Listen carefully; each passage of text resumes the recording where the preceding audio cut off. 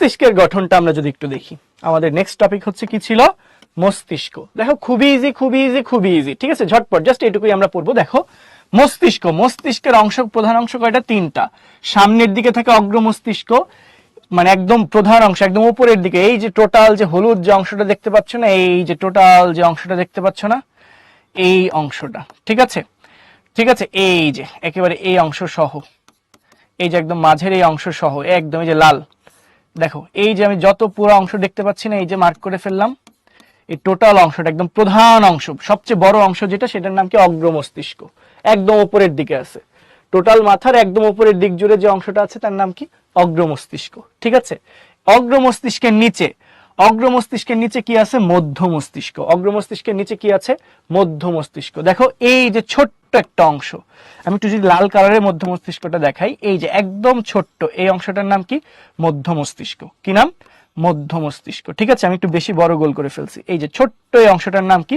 মধ্য মস্তিষ্ক। আমি টোটালি লাল লাল করে দিলাম, এই অংশটার নাম কি? মধ্য মস্তিষ্ক, ঠিক আছে।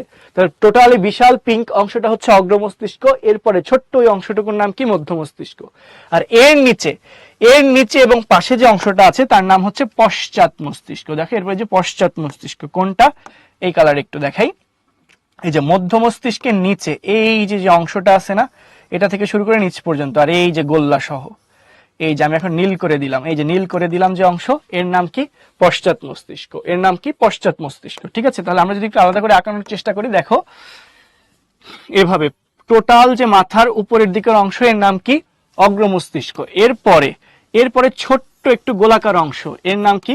মধ্য মস্তিষ্ক। আর এরপর নিচে একটা সাইডের একটা গোল্লা সহ একদম নিচের দিকে যে অংশটা চলে গেছে, এই টোটাল অংশের নাম কি? পশ্চাৎ মস্তিষ্ক। কি নাম? পশ্চাৎ মস্তিষ্ক, ঠিক আছে। মস্তিষ্কের তিনটা অংশ আমরা দেখলাম। তো এখন আসে অগ্র মস্তিষ্কের আবার কিছু অংশ আছে, তো আমরা এই ছবিটা একটু ক্লিন করে ফেলি, তাহলে তোমাদের আরো অন্যান্য অংশ পড়াইতে হবে। তো দেখো অগ্র মস্তিষ্কের আবার কি আছে? তিনটা অংশ আছে। কি কি? Cerebrum, thalamus, hypothalamus. Cerebrum, thalamus, hypothalamus. দেখো তো এই যে মস্তিষ্কের মধ্যে যে কুণ্ডলী পাকানো যে অংশগুলো দেখতে পাচ্ছ না, এই যে কুণ্ডলী ভাঁজ ভাঁজ হয়ে যে অংশটা আছে, সেই অংশটার নাম কি? সেরেব্রাম। কি নাম? সেরেব্রাম। এটা হচ্ছে অগ্র মস্তিষ্কের অন্যতম প্রধান একটা অংশ। এরপর সেরেব্রামের নিচে, সেরেব্রামের নিচে দেখো একটা লাল অংশ আছে, এটা আমরা অন্য কালারে দেখাচ্ছি। দেখো সেরেব্রামের নিচে এই যে একটা লাল অংশ আমরা দেখতে পাচ্ছি, এইটার নাম, এই লাল অংশটার নাম হচ্ছে থ্যালামাস। কি নাম? থ্যালামাস, ঠিক আছে। লাল অংশটার নাম কি? থ্যালামাস। থ্যালামাসের নিচে, থ্যালামাসের নিচে অপেক্ষাকৃত লম্বা যে অংশটা আছে তার নাম হচ্ছে হাইপোথ্যালামাস। থ্যালামাসের নিচে যে অংশটা আছে তার নাম কি? যে হাইপোথ্যালামাস। আমি কালো অংশ দিয়ে মার্ক করলাম, ঠিক আছে, যে কালো অংশ দিয়ে মার্ক করলাম। থ্যালামাসের নিচে আছে হাইপোথ্যালামাস। তাহলে দেখো আরেকবার যদি একটু বলি, টোটালটা কি ছিল? অগ্র মস্তিষ্ক। এই অগ্র মস্তিষ্কের মধ্যে এই যে আমি টোটালি লাল করে দিচ্ছি যে অংশটা, এই যে লাল করে দিচ্ছি যে অংশটা, এই লাল অংশটার নাম কি? লাল অংশটার নাম হচ্ছে সেরেব্রাম। এরপরে আমি নীল করে দিয়েছি যে অংশটা, এই নীল অংশটার নাম কি? নীল অংশটার নাম হচ্ছে থ্যালামাস। কি নাম? থ্যালামাস। আর নীলের নিচে কালো করে দিয়েছি যে অংশটা, তার নাম কি? তার নাম হচ্ছে হাইপোথ্যালামাস। থ্যালামাসের নিচে তাই হাইপোথ্যালামাস। গেল অগ্র মস্তিষ্ক। আসো মধ্য মস্তিষ্ক। বলেছিলাম একদম ছোট্ট একটা অংশ। মধ্য মস্তিষ্ক কি ছিল? একদম ছোট্ট একটা অংশ, অগ্র মস্তিষ্কের নিচে খুবই ছোট্ট একটা অংশ, এর নাম কি? এর নাম হচ্ছে মধ্য মস্তিষ্ক। এই যে গোলাকার ছোট্ট একটা অংশ থাকবে, এর নাম কি? মধ্য মস্তিষ্ক।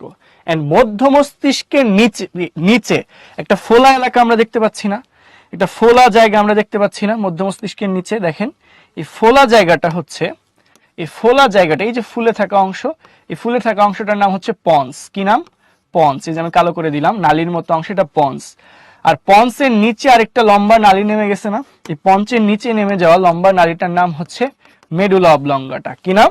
মেডুলা অবলঙ্গাটা। যে মেডুলা অবলঙ্গাটা, তার উপর একটা ছিল পন্স। আর একদম সাইডে ঠান্ডা মাথায় আরামে বসে আছে যে গোলাপি কালার একটা ফোলা অংশ, এর নাম কি? সেরিবেলাম। কি নাম? সেরিবেলাম।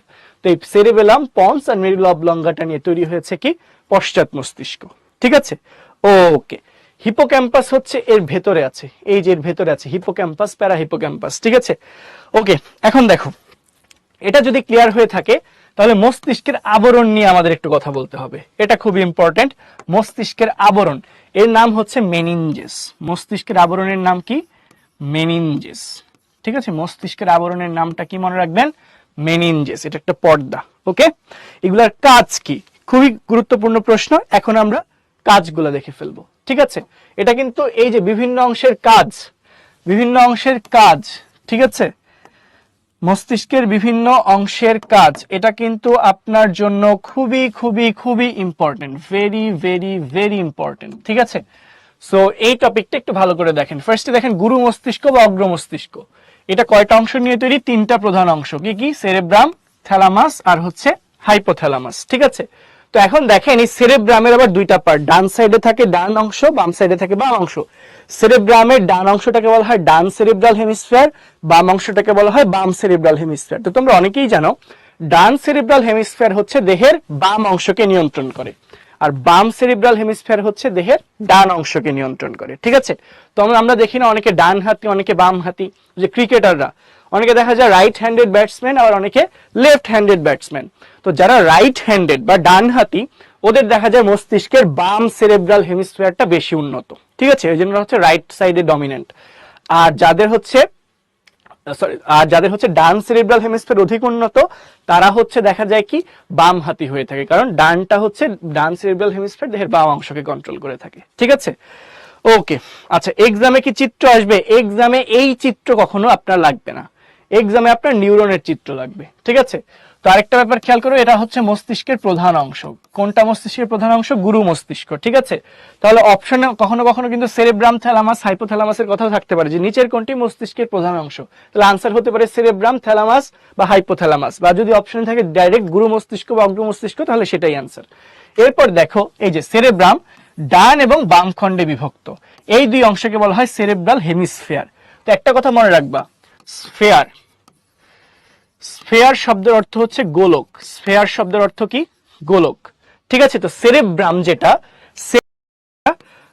হলে এই, ঠিক আছে, গ্রে ম্যাটার কোষ দেহ যেটা আছে সেটা হচ্ছে বাইরের দিকে তৈরি, ঠিক আছে? এই যে গ্রে ম্যাটার বাইরে সেরেব্রামের বাম অর্ধগোলক, এটা কি বলা হচ্ছে? Cerebral hemisphere.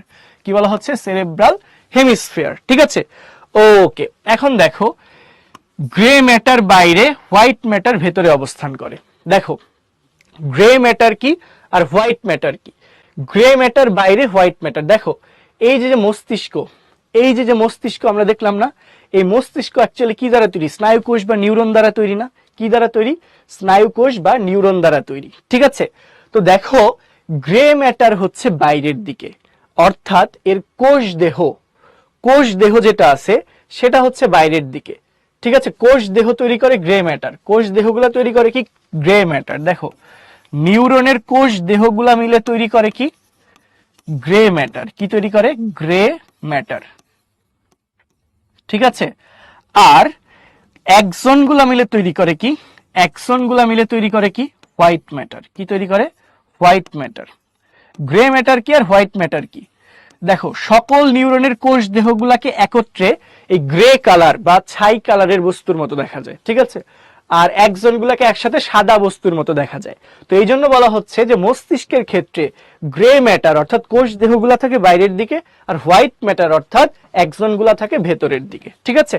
আর এরপর দেখো সেরেব্রামের নিচে থাকে থ্যালামাস এবং থ্যালামাসের নিচে থাকে হাইপোথ্যালামাস। কথা ক্লিয়ার? কথা ক্লিয়ার? ওকে, অ্যাটমসফিয়ার মানে বায়ুমণ্ডল করবে চিন্তা চেতনা, স্মৃতি, জ্ঞান, বুদ্ধি, বিবেক, পেশি চালনা, এসব কাজে হেল্প করবে কে? গুরু মস্তিষ্ক বা অগ্র মস্তিষ্ক, ঠিক আছে? দেখো দৃষ্টি শক্তি, শ্রবণ শক্তি, এটা ওয়ালিউল কি এঁকে দিব ভাইয়া? একটু বললে ভালো হয়। কি আঁকতে চাচ্ছ তুমি? আচ্ছা আসো সামনে যাই। দেখো দৃষ্টি শক্তি, শ্রবণ শক্তি, এটাকে নিয়ন্ত্রণ করবে কে? মধ্য মস্তিষ্ক। ফাইনালি আসো পশ্চাৎ মস্তিষ্ক, এর অংশ কয়টা? তিনটা। কি কি? সেরিবেলাম, নট সেরিব্রাম, অনেকে প্যাচ লাগাও, এটা কিন্তু সেরিবেলাম, বানানটা খেয়াল করো, সেরিবেলাম, ঠিক আছে? এরপর হচ্ছে পন্স আর হচ্ছে মেডুলা, ঠিক আছে? আর পন্স হচ্ছে কি লঘু মস্তিষ্কের সামনে এবং নিচের দিকে অবস্থিত, একে মস্তিষ্কের যোজক বলে। পন্সকে কি বলা হয়? মস্তিষ্কের যোজক বলা হয়, এটা খুব ইম্পর্টেন্ট। পন্সকে কি বলা হয়? মস্তিষ্কের যোজক, মানে মস্তিষ্ককে যুক্ত করে রেখেছে। আর মেডুলা হচ্ছে পন্সের নিচের দিক থেকে অর্থাৎ নিম্ন ভাগ থেকে শুরু করে সুষুম্না কাণ্ড বা মেরুরজ্জুর উপরিভাগ পর্যন্ত বিস্তৃত, ঠিক আছে? এই যে দেখেছিলাম না ছবিতে, পন্সের নিচে, এটা হচ্ছে পন্স ছিল, এটা কি ছিল পন্স, পন্সের নিচ থেকে শুরু করে একদম সুষুম্নাকাণ্ডের উপর পর্যন্ত যে নালীর মতো যে অংশ, সেটার নামই কি ছিল, মেরুলা অবলঙ্গাটা ছিল। ঠিক আছে, তো এটাই বলছে যে পন্সের নিচ থেকে শুরু করে মেরুরজ্জুর উপর ভাগ পর্যন্ত বিস্তৃতকে মেডুলা। ওকে, এখন একটু খেয়াল করো মেডুলা। ঠিক আছে, এখন একটু খেয়াল করো এদের কাজ কি। কথা বলা চলাফেরা নিয়ন্ত্রণ করে কে? কথা বলা চলাফেরা নিয়ন্ত্রণ করে কে? পশ্চাৎ মস্তিষ্ক। এরপর দেখো মেডুলা কি কাজ করে? হৃদস্পন্দন, শ্বসন এবং খাদ্য গ্রহণকে নিয়ন্ত্রণ করে। তাহলে এমসিকে কিন্তু জিজ্ঞাসা করতে পারে, আবার রিটেনেও দিবে। ঠিক আছে, ওকে ওকে, আচ্ছা ছুটি দিব, এত কিছু মুখস্থ না, এই যে কাজগুলা একটু প্যাচ লেগে যেতে পারে তোমাদের। ঠিক আছে, এই যে গুরু মস্তিষ্ক, মধ্য মস্তিষ্ক, পশ্চাৎ মস্তিষ্কের কাজ, এটা অনেকের প্যাচ লাগে, সেই ব্যাপারটা একটু বুঝে শুনে আনসার করতে হবে। তো দেখো, মানুষের ক্রোধ, লজ্জা, চলন নিয়ন্ত্রণ